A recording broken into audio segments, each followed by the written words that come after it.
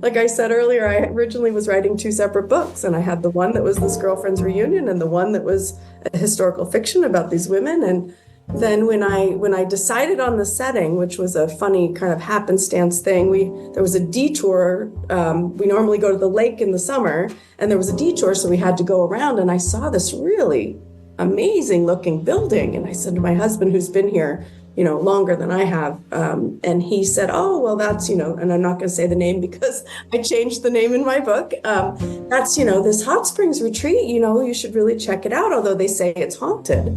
And so, of course, I did go and stay there for research, and it's definitely a creepy place. I'm not 100% sure that I even believe in ghosts, although after staying there's a definite possibility. It was very rundown. Only part of it is fixed up. Only a couple of guests at a time are there. My girlfriends definitely are not thrilled when they get there. Everyone, welcome back to Living the Next Chapter. I get to talk to great authors all the time. It's 2024. It's a new year. We're over 300 plus episodes on the podcast, and it just keeps coming. I just have more and more great authors. I could just record an episode every day. It's exciting for me. And today's no exception. Kim is on the podcast. We talk about Kim's journey as an author. She's got so much great stuff to talk about. And I'm excited. We just met, we did our pre-chat, and we're like together the next day. Let's hit record. Let's go. So I like a guest like this. It's ready to jump in. Kim, welcome to Living the Next Chapter. So glad to have you here. Thanks for having me. I'm excited to talk with you and share about my book and my journey and all that good stuff. It's amazing. Things are going to get a little hot and steamy here, right? Because of your book and maybe some of the things in your book, right? Well, it's not a romance. It's hot springs. It's in the hot springs. Hot springs. So we get hot steamy there, but it's not, my friend is writing that kind of book. It's not that kind of book. Okay, yeah. See, that was a hook. That was like, ooh, what's going to happen here? But it's the hot springs. Yeah, so we gave it away there. I love it. Tell us, Kim, where you are in this big world of ours. Let's start there. I'm in Bozeman, Montana. Excellent. And what about Montana do you love the most for someone who's never been there? I mean, it's absolutely gorgeous. All times of the year. Like right now, I'm looking out my window and there are snow-capped mountains. Not as much snow as normal. We hardly have any this year, but these snow-capped mountains, there's cows, there's horses. And then I drive 10 minutes and I'm in our cute little town that has great restaurants and good shopping. It's got pretty much everything you want. And I just love Montana. And I think what I love most about Montana is, and I've lived all over. Montana's 10 years is the longest I've lived anywhere. And I've lived, both coasts of the US. I've lived in Germany and Japan. And so I feel qualified to say that Montana's the best. And it's really the people. This is where I find that people are just most genuine and real. Nice. And that keeps you there then. It does. I love it. I still love to travel. I'm leaving for Paris tomorrow. I have a daughter who studies in Paris, so I'm going there tomorrow. Wow. Well, that's amazing. I love that. Okay, great. Tell us a little bit about some of the other places you live. You said Japan. Yes, I was a Japanese major in my undergrad. Yeah, I know. You wouldn't think it to look at me. Wow. But yeah, I loved languages and started studying Japanese in college. And I was going to be a Japanese minor, but I just fell in love with not just the language, but the culture. And it's definitely a language that you need to understand the culture in order to really grasp the language.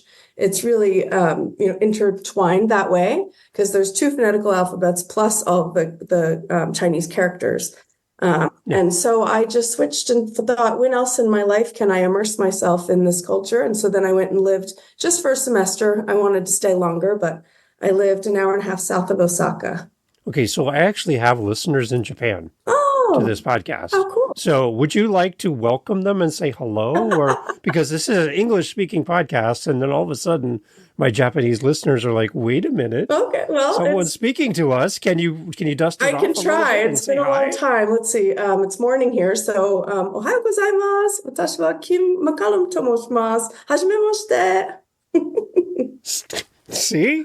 There you go. So all of our Japanese listeners are like, what was that? Rewind. So that is amazing. Well, see, that's a gift and a talent that I don't have. I'm super jealous. I can speak English sort of okay. And you can do this in different languages. That's amazing. So that's awesome. And I like that it's kind of brushed off on your children too, to be over in like France I now. had one And who that's studied awesome. abroad in Japan last semester, actually. And her There you Japanese go. is better than mine now. Nice. See, no, that's a nice global view of the world. I love that. That's a good memory for your kids to have too. I love that. It's great. Good stuff. So your author journey, let's start there. Where did all this start for you where you're like, I'm gonna become an author and I'm gonna get on podcasts and talk about my book? Let's rewind back to the beginning of all of that. I think, How did it all start for you? I always would have, I've always been an avid reader and should have probably been an English major undergrad, although I don't regret my choice. I love Japanese, but English was like my favorite. Those were always my favorite classes. And I always did way better grade wise in them than Japanese because Japanese was so hard. And then I just did what I thought I was supposed to do. Right out of school, I went to work on Wall Street because that's what I was told I needed to do. I went to an Ivy League school undergrad, and you're supposed to go work on Wall Street if you can get a job. And I did, and I absolutely hated it. Only lasted a year, then went into marketing advertising because I was in New York City at the time. And that was fun. It was good. And then I had kids and stayed home for 21 years. And then now I have 5 kids, and my youngest is now 16. And I decided it was me time, and I got to finally focus on writing, although it took me, 6 years to get this novel published. It started as 2 separate novels and then ended up morphing into one. And it's been a long process and an amazing journey. And I'm just so glad I finally got to do it. It's amazing. And I love when we did our little pre-chat, we had a conversation around your book, and you kind of structured your book around the relationships you have with your circle of friends. And it kind of became a little bit of a foundation for your book and giving you ideas on how to write and how to write this novel. Tell me a little bit about your friend group who are going to listen to this podcast. Give a little shout out to them as well. Yes. But how important is it for you to have this group of friends, and how was that kind of your basis for your book in writing this? Absolutely. I think to have, women to have strong friends who help them, it takes a village, everyone says, and they were my village. We met at a mommy and me play group in Las Vegas when I lived in Las Vegas, and our kids were little babies. And now here we are 21 years later, and we still, we don't talk all that often, but when we do, it's like no time went by. And we try to plan reunions probably every other year, I would say, because everyone's moved. Now here I am in Bozeman. 2 of them are still in Las Vegas. One is out near Chicago. And I just wanted to write something about the power of female friendship and how, reunions and things and keeping these friends in our lives, even when we move, it's just so important. You feel so grounded, you feel the love, you feel support, and you understand each other no matter what happens. In a relationship like that, when distance is part of it, is hard. Like, it's a lot of work to keep those relationships going. They're not like just down the street. You can see them every day. So it does take a little effort on your part and on their part to keep it alive. So getting together is part of keeping that alive. How else do you guys keep that relationship going? We have, group texts, and that's what's also really nice is that it doesn't take much effort with us. Good. We just will send out a text randomly. Something happened in somebody's life, and we, congratulate them, or we console them, or we send pictures once in a while. Of course, Facebook helps with that. We see each other's what's happening in their lives that way. But then it'll just be somebody will get a wild hair and say, "Hey, let's go." And in my book, one of them says, "Hey, let's go to this isolated hot springs retreat in Montana for our next reunion." My life is kind of turned upside down. Her engagement got postponed because her mother-in-law had a stroke, and she's all upset. She was supposed to get married in Tuscany, and they were all going to meet up in Tuscany for her wedding. And now she says, "Let's just go to the middle of nowhere in Montana and do our reunion there." And then she thinks it's really funny at the end of her, she's texting them and she says, "Oh, and by the way, it's haunted." Dun, dun, dun. Right? Yeah, you're like, wait a minute, what? I love that. Okay, so tell us about the novel. Tell us about the name of the book and a little bit more information around what you wrote. It's called What Happens in Montana. And it's a murder mystery, but it's not like the hardcore sleuthing type.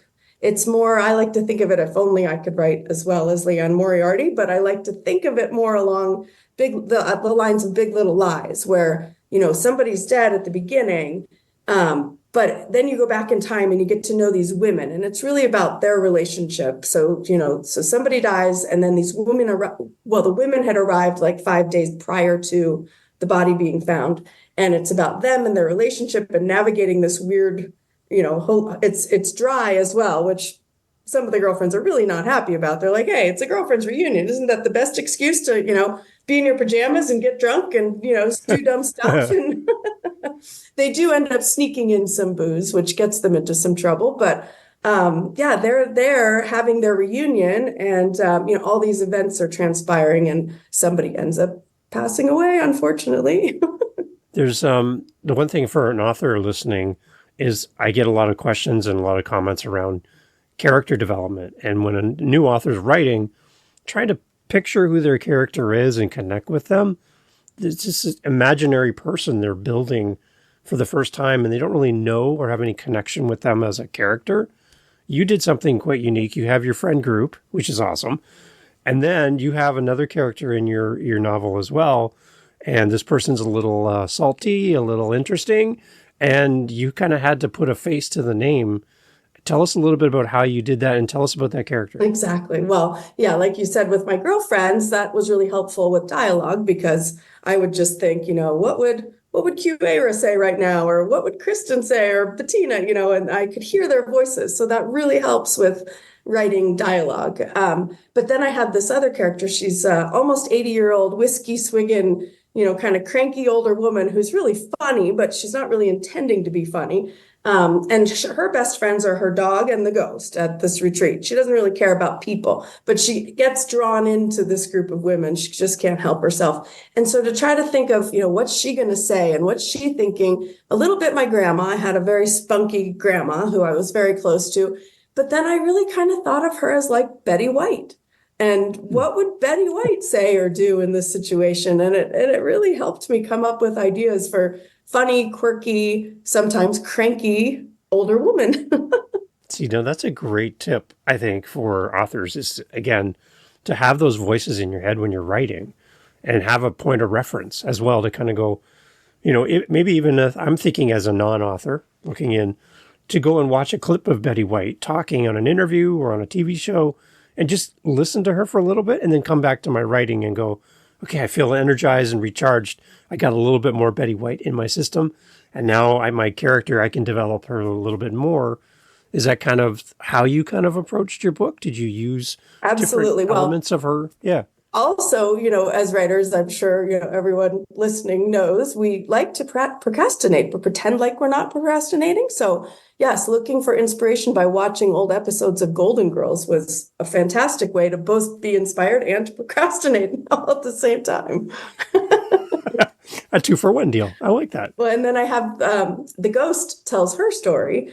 And so I spent a lot of time, and it was not time wasted, but it definitely helped with procrastination, doing a lot of research about, she was a murdered prostitute in the 1920s in Butte, Montana, during her prohibition and in the underground tunnels where they would sneak away. And so there was a lot of time where I'd end up in all kinds of rabbit holes doing research about her, but I don't think it was time wasted because I sure learned a lot. One thing you mentioned to me when we chatted earlier was that in Montana specifically, there was a lot of women way back in the early days during the settling times, and the reasons why there were so many. Can you kind of go over that stat you gave me and a little bit more information about the women coming out to Montana in those days? During the Homestead Act, late 1800s, early 1900s, 18% of Montana's original homesteaders were single women, which absolutely blew my mind because, raising kids in modern times is hard enough. But imagine coming on the train. They all came over on the train. It was when the train kind of connected the West to the rest of the world. And they were often leaving pretty bad situations at home. It was legal to leave, and they would consider it a divorce even if you didn't go through a full divorce process. If your husband was abusive or an alcoholic, you could leave. And so these women would and often they would bring young children. In fact, the most famous one that I read a lot about, her name was Maddie Kramer, and she was a teacher and she had a 6-year-old son. And she was a writer. And so that's probably why we know so much about her. She wrote for the Great Northern Railway Bulletin magazine. And she wrote about her journey. And they credit her with inspiring so many women to come west, because she talked about how great it was and how fertile the land was. And you could have 320 acres for free if you farmed it for 5 years. And they would build these they would buy kits, which weren't all that expensive, and teachers made decent salaries. And they could buy these kits and get neighbors and others to help them build this 12 by 12 homestead. And they would use mud and newspaper to stuff the cracks and stay warm. And that was all they needed. That's amazing. That's a pretty high stat too, as for the amount of women coming out there. And that's got to be a rough journey for anybody, but specifically for like moms with young children. Like, you're in a totally different part of the world, away from everyone that you know, building a new life on your own. Like, freezing. That's amazing. And figuring out, a lot of them didn't know how to farm, but now they had to. I mean, either we could go to the grocery store, you had to, raise cattle and have horses and have your farmland and your crops. I mean, yeah, steep learning curve for sure. It's an amazing part of history that I didn't know anything about when we talked, and I found that quite fascinating. So I'm glad that your book kind of leans on that a little bit as well in the story. That's really nice that you can kind of... I think it's about a quarter of the book, I'd say, is the ghost and her story, and it's set in the early 1900s. And in fact, the historical fiction company accepted it and gave me a wonderful review. So I thought the entire book would have to be set in the past, but no, they said that I had enough, that they loved it. Wow. What was in that review that really kind of caught your attention from their point of view about your book? I think they loved how I was able to weave the history with the current, very contemporary girlfriend story that weaves in this really interesting part of history. And it's a generational tale of the strength of women is really what it all is. Was that all pre-planned, that you would take that story and intertwine it the way you did with historical facts and all of that into the story? Was that pre-planned, or was that just kind of natural? Not at all. That was, like I said earlier, I originally was writing 2 separate books, and I had the one that was this girlfriend's reunion and the one that was a historical fiction about these women. And then when I decided on the setting, which was a funny kind of happenstance thing, there was a detour. We normally go to the lake in the summer, and there was a detour, so we had to go around, and I saw this really amazing looking building. And I said to my husband, who's been here, longer than I have. And he said, oh, well, that's, and I'm not going to say the name because I changed the name in my book. That's, this hot springs retreat, you should really check it out, although they say it's haunted. And so, of course, I did go and stay there for research, and it's definitely a creepy place. I'm not 100% sure that I even believe in ghosts, although after staying there, there's a definite possibility. It was very rundown. Only part of it is fixed up. Only a couple of guests at a time are there. My girlfriends definitely are not thrilled when they get there. Okay, so that's a great little side thing. I know we don't want to talk about the place specifically, but going to a place and writing in the environment that you're trying to capture on the page. What does that feel like to be in the place and kind of building the world while being in the world of your book? As that kind of placement, how does that help you as an author to write? I honestly am not sure how I would do it without that. There's just such, you to see and feel, and the atmosphere is really what I was really trying to capture, this creepy kind of ominous feeling that you get when you're there. It was not hard to imagine what a ghost might do being there and why she might be there. And I used her real name. Her name is Simone. And there's lots of stories. I definitely made up. I don't think that she was actually a prostitute, the ghost that they have there. So I made up her backstory, which was a lot of fun. But yeah, that was where I decided to bring my historical fiction in. That's how I ended up with her backstory, because I already had this half of a novel about Yeah. this woman who was a prostitute and all that, and her mother was killed. Her mother was also a moonshiner, which was the other interesting job for women back then. There were more female moonshiners, at least in Montana, and it was because the cops didn't come down as hard on women, and they could brew their hooch right in their kitchen, right next to their, biscuits or whatever. And they would hide it right in their, my character hides her hooch in the hen house, which is there was one famous moonshiner, I believe her name was Josephine, and she built her distillery right near the train station. And so when the railway workers would come through, they would toot the horn for how many gallons they wanted. What? That is amazing. Yeah. That is amazing. She'd go running out with their gallons of hooch. Wow, that's amazing. That's like Uber, like way back then. Yeah. Right? Uber, you get your stuff delivered right to your house, right to the train. Right to the I think train. it's great. Yeah. That's amazing. So give me some idea of some feedback you've heard about the book from people who've read it so far. And very lucky. I've gotten some wonderful early feedbacks. Of course, it's still just in pre-sale. It comes out January 25th, but I woke up on New Year's morning, just 2 days ago, and somebody said that they finished my book, late. I don't know if it was actually midnight, but it was sometime late on December 31st. And they said, what an incredible way to close out 2023 by reading what happens in Montana. And he likened it to a mix of Leanne Moriarty's 9 Perfect Strangers and Alice Sebold's The Lovely Bones. And so I thought, well, gosh, I couldn't ask for a better group of authors to be associated with. And so is this your first release then as an author? Yes. I mean, I have a few short stories that I've published in some literary journals, but this is my first full-length novel. So what does this mean for you going forward? Is this something that you're going to pursue now that you've had this success and you've had such fun writing this book? Yes.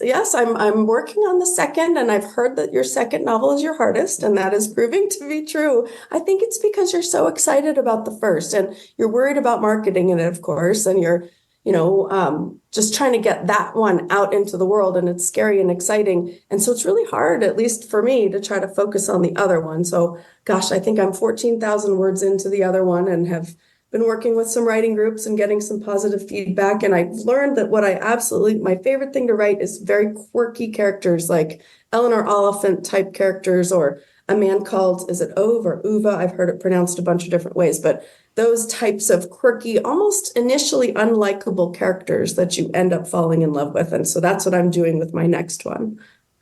Give me some ideas around marketing your book. I've heard different opinions on this, and I'd like to get your thoughts on it. One author I heard talk on a podcast was saying they have like a 5-year plan for marketing their book after it launches. Oh, shoot. I'm like, wow, Shoot. 5 years, right? I'm like, wait a minute. I think I have a 2-week plan. I don't know. Yeah. Gosh. So how long do you keep talking about book one while you're pursuing other projects? What is kind of in your mind for the future of promoting the book once it launches? Well, I guess the only thing I have to go off of, my publisher is Black Rose Writing, who I cannot sing enough praises. I think they've done about 3,500 books at this point, so they definitely know what they're doing. And I lean a lot on the other authors. They're wonderful. They are so helpful and so, unlike the scandal I recently heard about on Goodreads. I can't remember the woman who was posting 1-star reviews to her competition just to try to boost her own. I know, it's awful. That's nice. They cracked down on her, thank goodness, and her publisher dropped her. So thank goodness, because, writing is so solitary. We need to help each other. And so it's my group at Black Rose Writing has been fantastic. So I lean on them, and I see there's quite a few best-selling authors in our ranks, and they continue to promote all of their books. You'll see on TikTok or Facebook, and they'll put a picture of all of their books. And, it's nice to see. You might not know, you might read one book and not even know that they had other books. So I always like when authors let me know what else they've got. Yeah. And social media seems to be such a fluid river of content that just keeps flying by. And if you're not there in the moment, you probably will miss some of the posts. So as a podcaster, I know that I like to reintroduce older episodes, bring things back to the community, because I have new followers that follow along later on. Yeah. And they're unaware of things that have happened in the past. So as an author, I would think it'd be the similar way that if you post on social media, don't think you post once and that's enough, but you got to keep coming back to it and giving updates and sharing that with your community, right? Absolutely. And it's changing all the time. Like I didn't even know, in pre-sale that Amazon is tracking. And so it was another author who was like, hey, your book is trending. You're doing great in pre-sale. And I was like, what? So it's fun to post that stuff. And it seems like a lot of people are curious and they're following along. So they like to see what's happening with your book. And marketing it's a difficult thing. You kind of throw things out there and see what sticks. And, I'm still early on in the going, and I guess I now need a 5-year plan. I guess I got to work on that. Just a suggestion. I have no idea, because as a non-author doing this, I just love listening to you and other authors give their advice, because there's authors listening and they're trying to make up their mind of what path they want to follow. So having someone on that's done it is great. I love that. Talk a little bit more for the authors listening about pre-sale. How important is it to you? What have you learned about pre-sales in addition to what we've talked about that might help a new author in their journey? Well, and I don't, I'm new at it too. I don't know for sure, but what I've heard from other authors is, Amazon is obviously tracking it. And so when you actually so all of your pre-sales will suddenly hit the day your book is released. So if you have high pre-sales, then that means that you immediately jump out into the world, with something backing you, and hopefully you've gathered reviews. That's another really important thing to try to do before the book is out. You give ARCs or advanced reader copies, and you try to get as many different reviews as you can so that people think that maybe it's worth reading. So that's been the two things I've really watched. And I don't even know exactly what my pre-sales are. I think I can ask my publisher and find out, but I can just tell from rankings on Amazon how it's going so far. So I don't, I'm still learning too. I love it. In your book, do you have acknowledgments in your book that you've included as well? I do. Of course I do. Well, okay. And this is my second marriage, my second husband, and my first marriage, he was not supportive at all of my writing. So I dedicated the book to Brian as my current partner, and I said, whose love taught me that anything's possible, because I really didn't think that I could write a book. And he was the one who said, of course you can. Why can't you do it? And sometimes all it takes is that one person who can propel you forward to do it. The reason I'm asking about the acknowledgments is sometimes I flip to that part of the book and I look at this list of names and I don't really know who these people are to you as the author and why you included them. Because I'm curious, because I just see like a wall of names. Yeah. And it could be pre-readers, it could be friends, family, but I just don't know why you as an author thought to include them in your book. And I like to get that kind of knowledge as a reader. So when I see that part, I'm like, oh, that's the person and that's the person. Yeah, it means more to me as a reader. I tried to explain it to a certain extent. In fact, one of them, she will be surprised. She doesn't know it's there. Her daughter knows, but she doesn't know. And she was like she read my book in 3 hours and immediately called her daughter and said, she has a really thick accent. She said, oh my God, I cannot believe that I know somebody who could write like this. And it was just, and in those early days when you have imposter syndrome and you think that your book is not worth anything and nobody's going to like it, to have somebody early on who's your biggest fan is really great. Other than my husband, who's wonderful, but he doesn't read much. So I figured, what does he know? He just loves me, and I'm lucky that he loves me, but he doesn't know about books. So yeah, I have that. And then my real mom, I have a stepmom, my real mom read every messy chapter as I wrote it. I don't even know if she, how she could even follow that because, your first draft is kind of a mess. And Yeah. so that was wonderful to have her support. And then my kids who had to listen to all these crazy ideas I had and different characters, and they didn't care at all, but they pretended. I had a professor. I went halfway through getting an MFA at Harvard, and I had a professor early on who was just an incredible teacher and supporter and cheerleader. And I took her class. That's where my book started, was in, I think it's called Writing the Novel.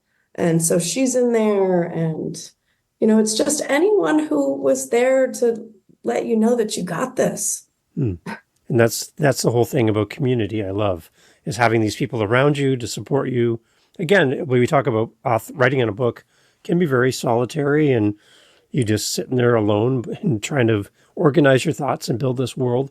But then when the community comes around you and starts giving you feedback on what you're doing, it's like this, it just opens everything up for you. And I see it in music. When I write music to get that feedback, it's really important to me. In a similar way, I could see it for you as well. It's exciting to bring them in and, again, acknowledge them in your book. That's nice of you to do that. Oh, exactly. Yeah. Couldn't do it without them. But then I don't know if it's this way with music. While you're creating something, you can't think about anyone else, because the minute I think it was William Keenauer, he wrote Fearless Writing, something like that. I think it's Fearless Writing, that, your muse is there with you as you're doing these things. But the minute you stop and start wondering, oh, what will the world think of this? The muse runs away, gone.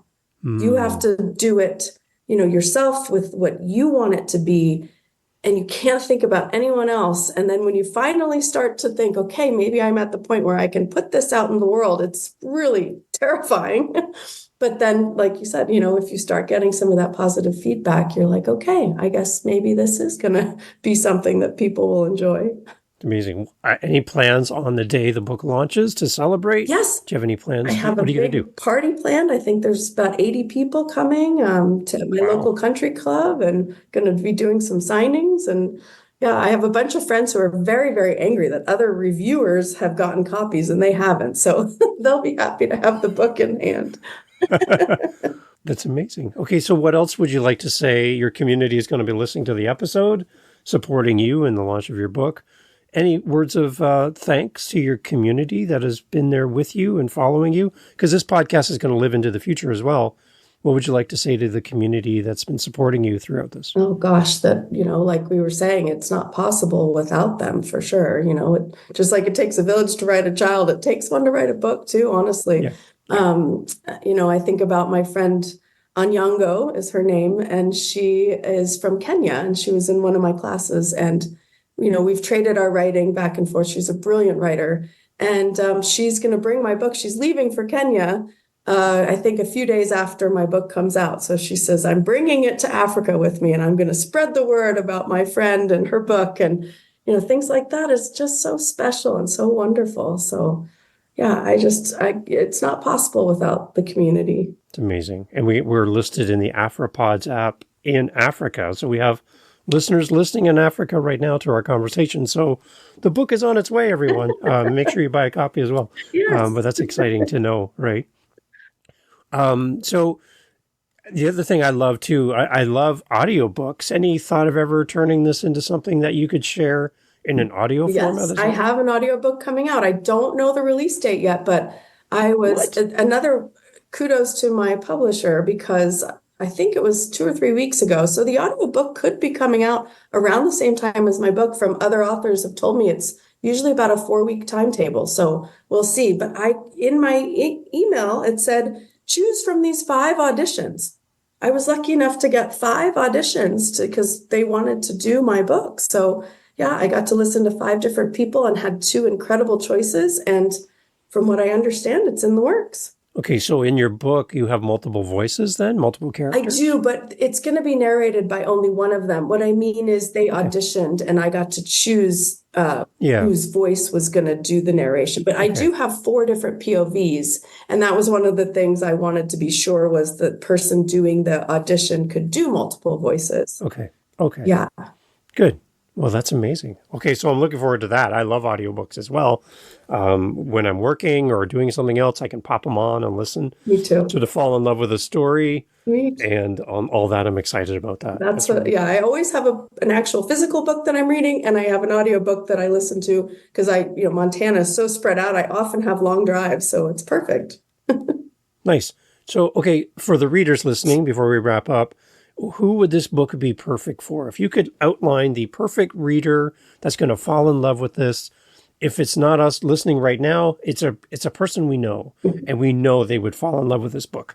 Explain to us who that person is so that we know who to share this book with. Well, it's just like my good friend's mom, although my good friend likes it too. But it's a book, somebody in a book club, because it definitely is a discussion type book. I Mm-hmm. consider pretty much any women over 30 who have girlfriends and whose girlfriends mean a lot to them, and who, are grateful to have that community of friends who to help get us through the good times, the bad times, and all the stuff in between. It's for them. And then I have a ton of friends who love fun books where you actually also learn a little bit of history. So it's got that Yeah. to it as well. Empty nesters, these women, babies are heading off to college and they're just starting Yep. to figure out life without their kids. So it's for all those kinds of people. Nice. See, now you just get a nice wide net there. I love that. Um, as far as we're going to wrap up here in a second, but as before we do, let's talk about connecting with you. Maybe there's somebody that's hosting a book club and they want to have you as a guest to come on and talk about your book and share your book with their book club. How do people connect with you, website wise, social media, where you're most active? And then after that, I have one more question here at the end. Okay. My website is Kim-McCollum. It's McCollum.com.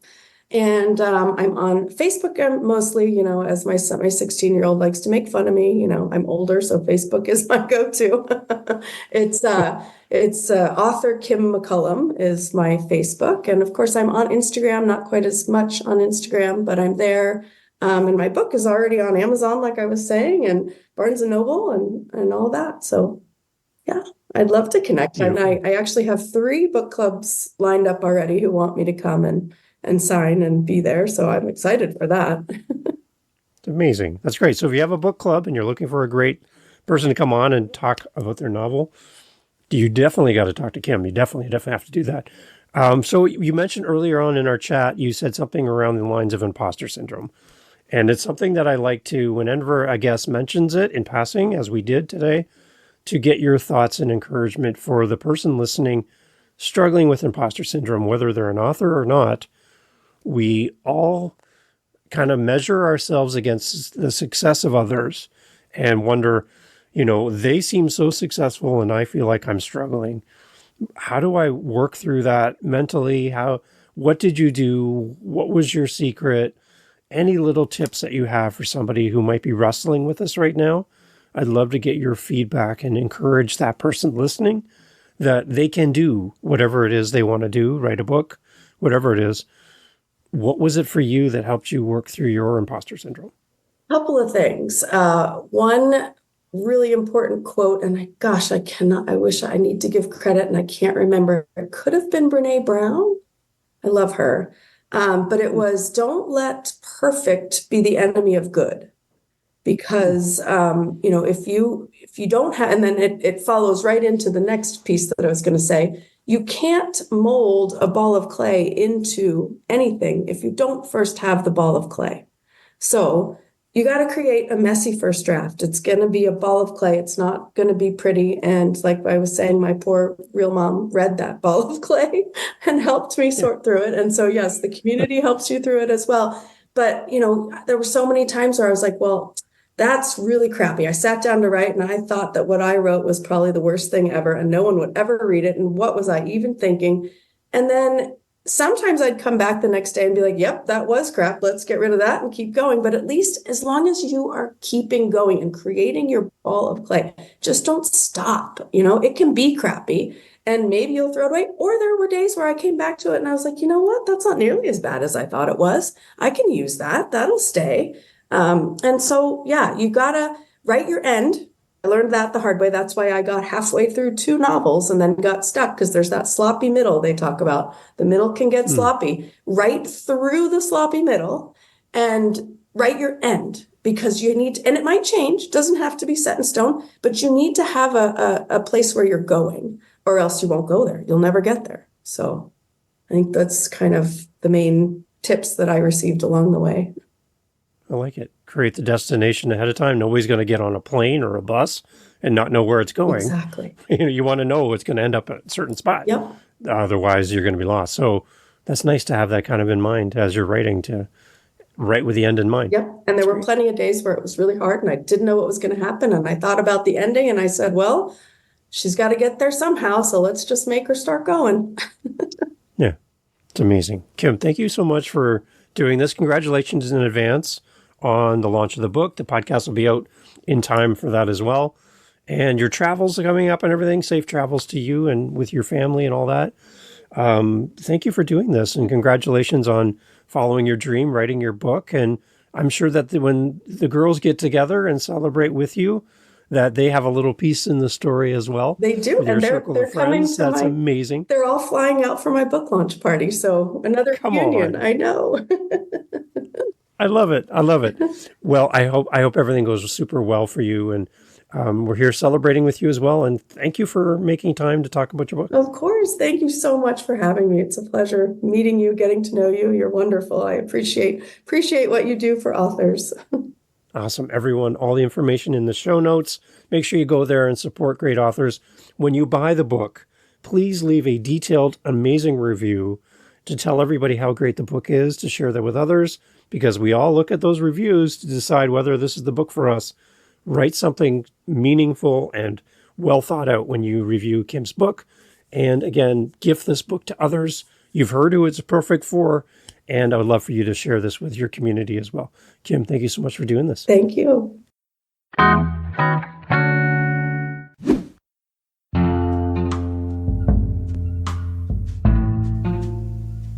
Hey, well, thank you for listening. It's a new year, and we're excited to be releasing even more great episodes of Living the Next Chapter. And we want you to come along for the journey. Thank you for being here.